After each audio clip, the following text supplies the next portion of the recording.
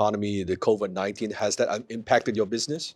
Oh, sure. I mean, it's so, some of my folks are out calling on physicians. And so their doors were closed. Patients Yes. are told we have stay-at-home orders. Nobody's going to the doctor unless they suspect they have COVID.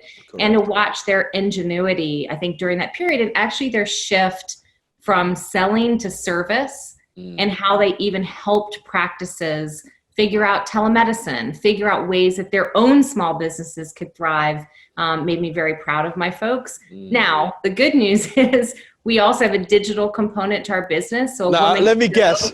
The digital is rocking.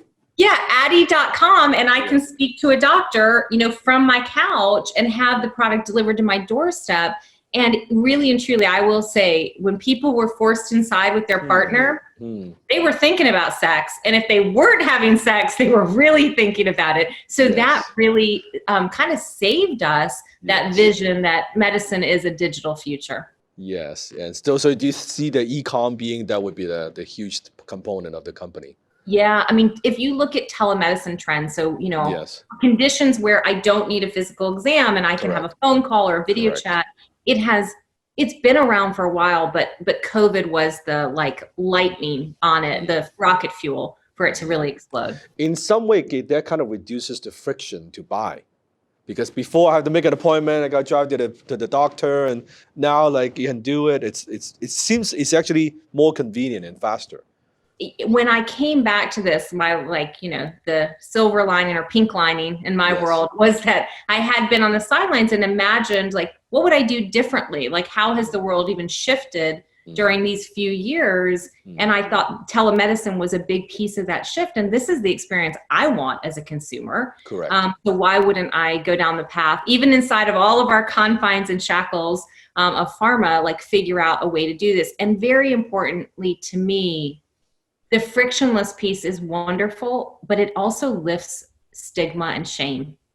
And there are women who don't do, even if their doctor has delivered their babies, they don't want to say, hey, I have this issue. And so I thought it was really such a better way. And I think that's so true in telemedicine, beyond with Addy, mental health issues and everything else. What a wonderful advance that people can literally text, call, and be in touch with clinicians and not set an appointment 29 days out and be really kind of embarrassed to do it. Yes. I think that also helps. It also goes back to what we were talking about that customer focus. What do people want? How do they want to buy, right? And I think partially because you understand your customers very, very well. Yes. Everything you're thinking is thinking for them. You know what they're going through. You know what they're embarrassed about. All these little things, right? Yeah, it's critical, I think, to walk a mile in their shoes, or stilettos in my case. What's your vision for your company in the next 5 years? Let's see. So I got the product for $0, actually the science. I sold it for $1 billion. I got it back for nothing.